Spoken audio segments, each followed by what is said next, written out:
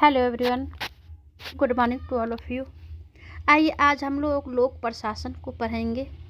लोक प्रशासन के बारे में पिछली क्लास में हम लोग लोक प्रशासन के अर्थ को जाने थे, इसकी क्या अवधारणा है, और फिर लोक प्रशासन के जितने भी विद्वानों ने लोक प्रशासन के बारे में परिभाषा दिए हैं उन सारे विद्वानों की परिभाषा को पढ़े थे।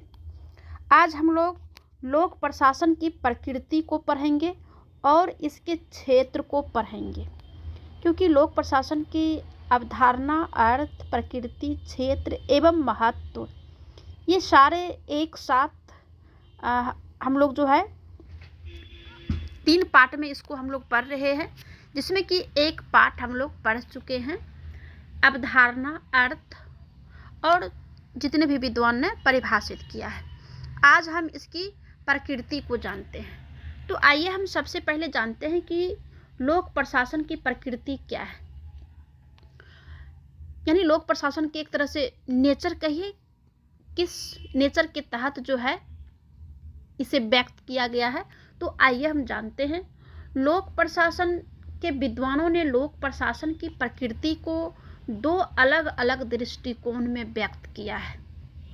मतलब लोक प्रशासन के जितने भी विद्वान हैं वो सारे जो है इसे 2 प्रकृति में 2 इसका अलग अलग दृष्टिकोण व्यक्त किया है।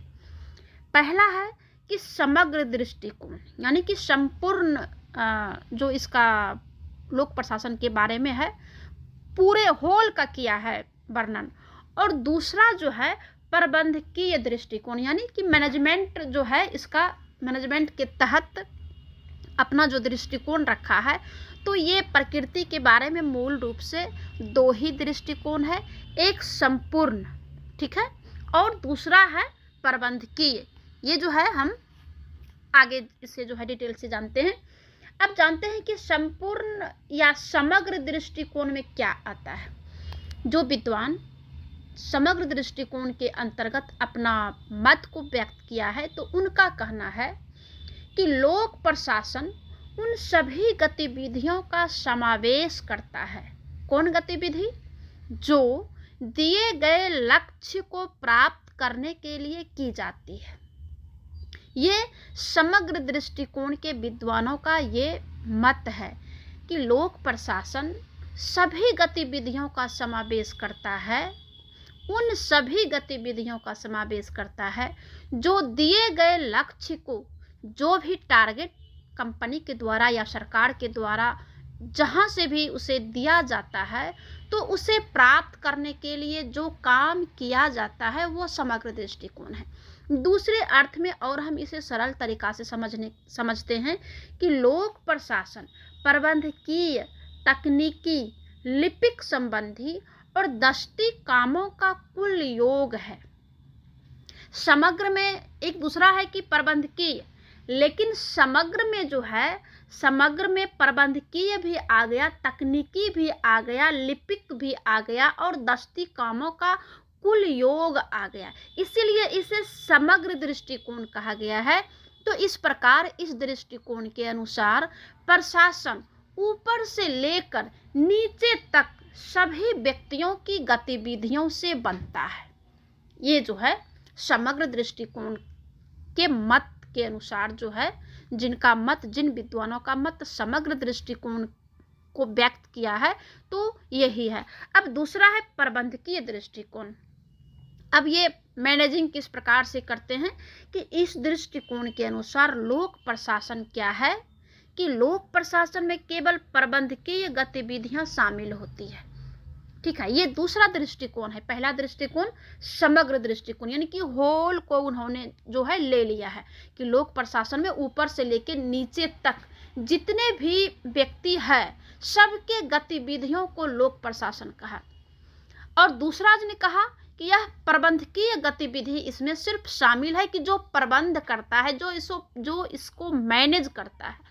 इसमें तकनीकी, लिपिक संबंधी और दस्ती इसमें शामिल नहीं होता है, जो स्वभाव से ही गैर प्रबंधकीय गतिविधियां हैं।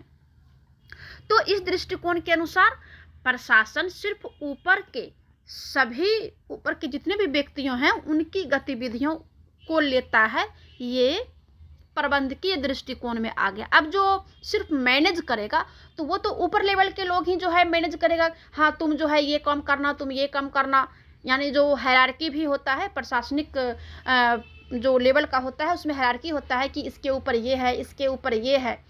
लेकिन अगर वो सारे लोग अगर मैनेज ही करने लग जाएगा तो फिर काम कौन करेगा? धरातल पर जो काम दिखना चाहिए और जो धरातल पर जो काम होता है तो फिर वो कौन करेगा?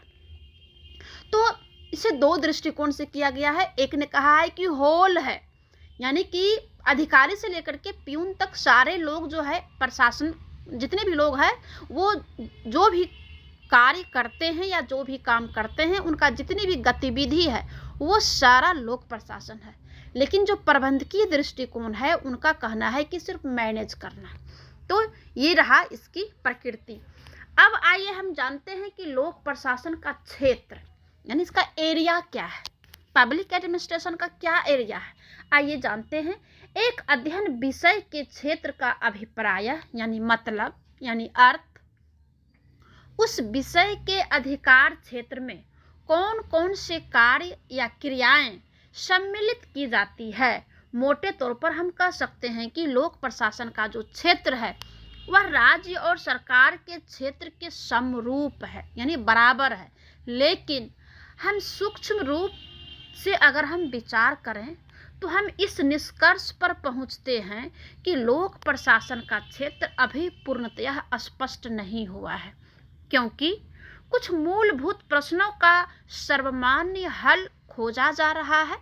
फिर भी इस अध्ययन का विषय क्षेत्र को समझने के लिए निम्नलिखित दृष्टिकोण को लाभदायक बताया है कि ये जो क्षेत्र है मतलब कि जो काम है, काम को कैटेगराइज किया गया है तो उसे जो है क्षेत्र बता दिया है। लेकिन और मतलब कि इसमें कहा गया है कि ये जो है लोक प्रशासन का क्षेत्र पूर्णतः जो है स्पष्ट नहीं है। जो आगे हम पॉइंट्स के रूप में जो हम जानेंगे तो वो उतना ही जो है लोक प्रशासन के क्षेत्र के लिए काफ़ी नहीं है। तो आइए देखते हैं कि क्या जो है इसके बारे में कहा गया है। तो एक है संकुचित दृष्टिकोण, ठीक है। संकुचित दृष्टिकोण यानी नेरो व्यू जो होता है, नेरो माइंड जिसे कहा जाता है, किसका जो माइंड है नेरो है यानी कि सोचने का जो है दायरा जो है बहुत कम है, सीमित है।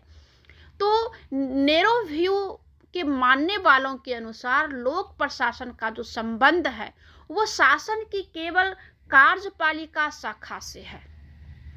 यानी सबसे पहले जो है इसकी जो क्षेत्र है, क्षेत्र को भी दो भाग में बांटा है। एक है संकुचित दृष्टिकोण यानी कि संकुचित कुछ क्षेत्र के बारे में जो है ये जो सोचने वाले हैं ये कुछ क्षेत्र को लेकर के चल रहे हैं। दूसरा है व्यापक दृष्टिकोण। तो आज हम सिर्फ संकुचित दृष्टिकोण के बारे में ही जो है देखते हैं, आगे हम जो है पढ़ते हैं, अगर समय मिलेगा तो आगे और भी बढ़ेंगे। तो ये संकुचित जो दृष्टिकोण है उनका मानना है कि लोक प्रशासन का संबंध शासन की केवल कार्यपालिका एग्जीक्यूटिव ब्रांच से है, ठीक है। साइमन ने कहा है कि लोक प्रशासन से अभिप्राय उन क्रियाओं से है जो केंद्र, राज्य और स्थानीय सरकारों की कार्यपालिका शाखाओं द्वारा संपादित की जाती है। लूथर गुलिक द्वारा प्रस्तुत पोस्टकार्ड विचार को भी इसी संकुचित दायरे में रखा जा सकता है। लोक प्रशासन का जो क्षेत्र है इसे दो दृष्टिकोण है।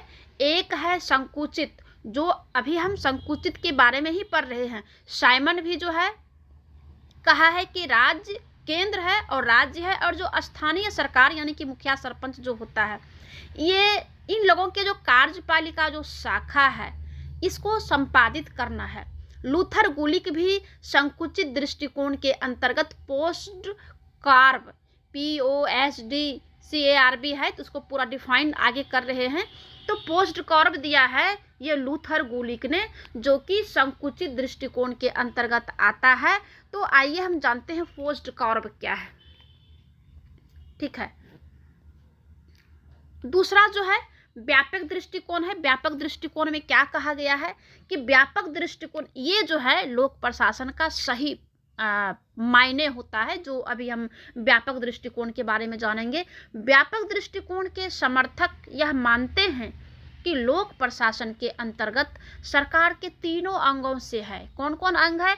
व्यवस्थापिका है, कार्यपालिका है और न्यायपालिका है। ये तीनों के द्वारा जो संपादित कार्य जो किया जाता है, ये तीनों कार्य शामिल है किसमें? व्यापक दृष्टिकोण में। इनके अनुसार लोक प्रशासन के क्षेत्र में वे सभी क्रियाकलाप सम्मिलित है जिनका प्रयोजन लोक नीति को पूरा करना। लोक नीति यानी सरकार की जो पॉलिसी है, वो जो पॉलिसी है, सरकार तो सिर्फ पॉलिसी को बना देते हैं, डिसीजन मेकिंग के जो बनाते हैं, पॉलिसी जो बनाते हैं, तो इसे जो पूरा करते हैं या इसे जो क्रियान्वित करते हैं वो लोक प्रशासन ही है। लेकिन जो संकुचित दृष्टिकोण वाले थे उनका क्या कहना था?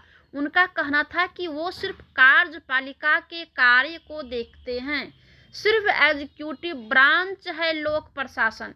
लेकिन जो व्यापक दृष्टिकोण है, इनका कहना है कि व्यवस्थापिका, कार्यपालिका साथ ही न्यायपालिका के द्वारा जो भी संपादित कार्य शामिल है वो सारे हैं लोक प्रशासन के क्षेत्र में।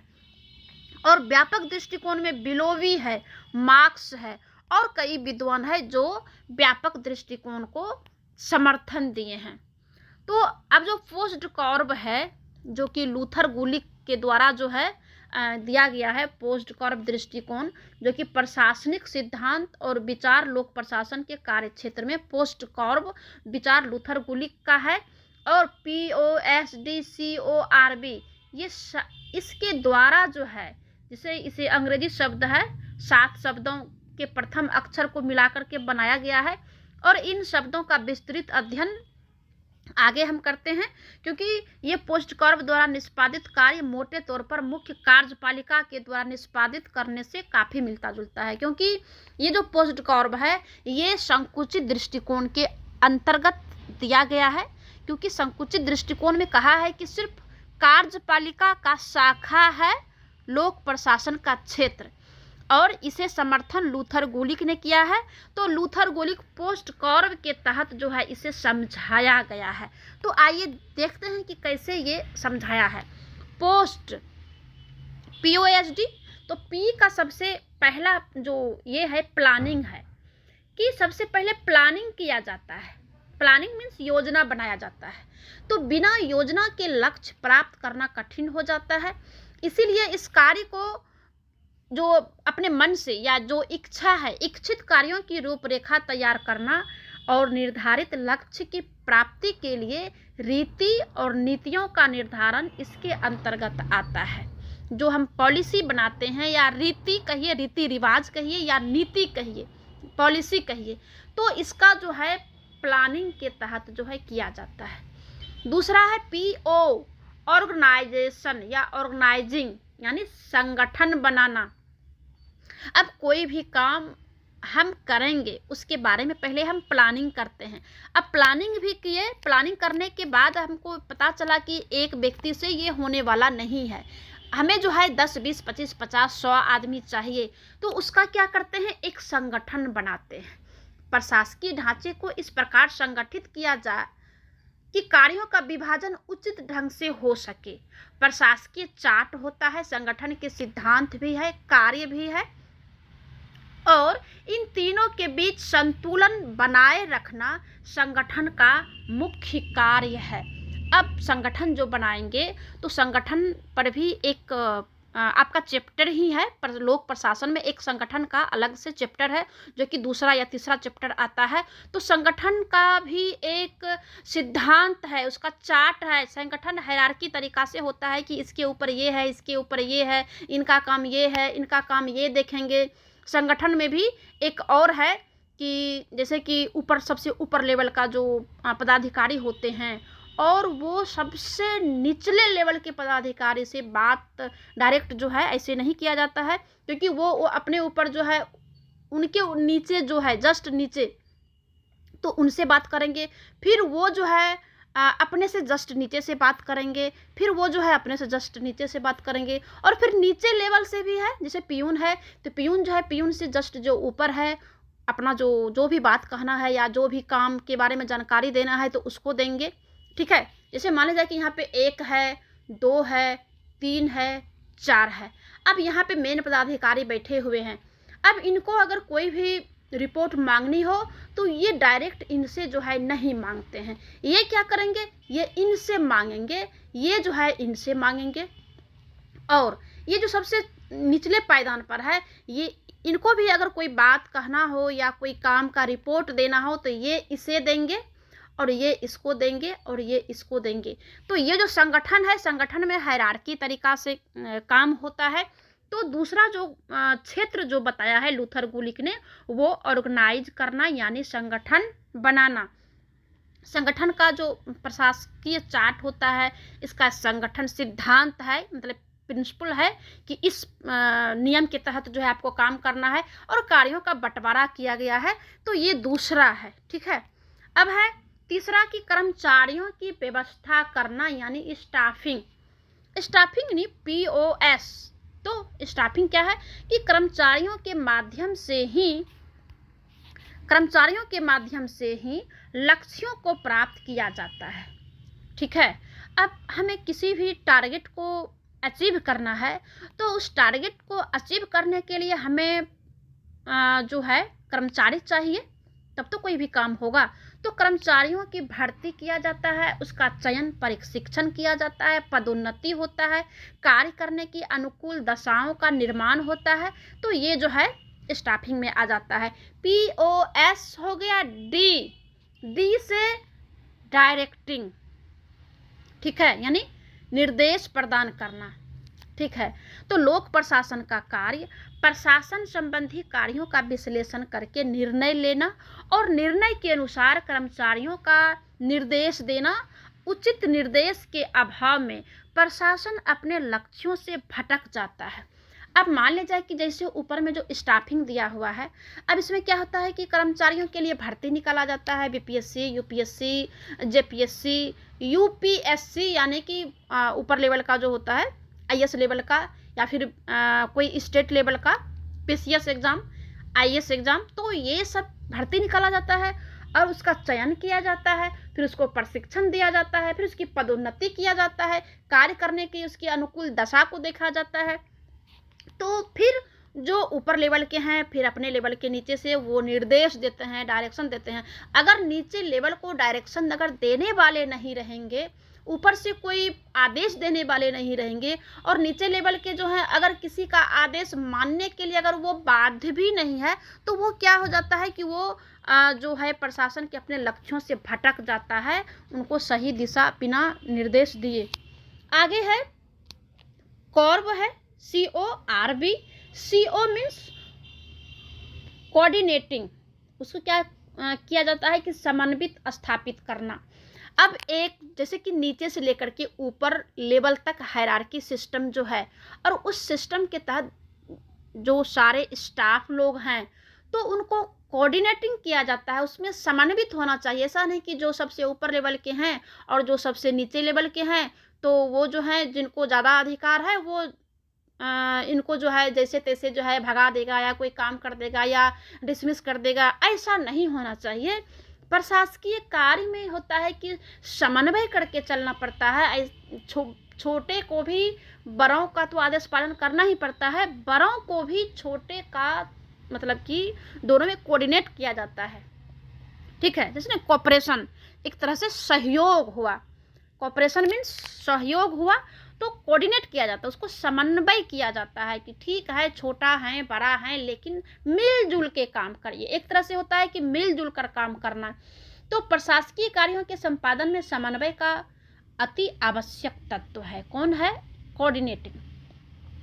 कार्यों का विभाजन करके उचित कार्य उचित व्यक्ति को देना और उसमें तालमेल बैठाना, समन्वय करना एक बहुत बड़ी समस्या होती है। तो समन्वय के द्वारा इन कार्यों के दोहराव को भी रोका जाता है। जैसे कि स्टाफ वगैरह में जो क्या होता है कि छोटे बड़े या सब में सब जो है ये समस्या खड़ा हो जाती है, टेंशन हो जाता है। तो इसे जो है कोऑर्डिनेट करके चलना है, कोऑपरेशन करके चलना है। और CORB, CO मीन्स हो गया कॉर, CO कोऑर्डिनेटिंग। अब R है तो रिपोर्टिंग, प्रतिवेदन देना। अब इसका अर्थ है कि प्रशासकीय कार्यों की प्रगति से संबंधित सूचना उन लोगों को प्रदान करना जिनके प्रति संगठन उत्तरदायी है। प्रशासन की उपलब्धि, कमियां और समस्याओं के निरीक्षण के संबंध में प्रतिवेदन देकर ही हम प्रशासन को उत्तरदायी बना सकते हैं। ठीक है, बहुत सरल शब्द में है कि जो भी काम, जैसे कि 1 है, 2 है, 3 है, 4, 5, ये सारे स्टाफ हैं।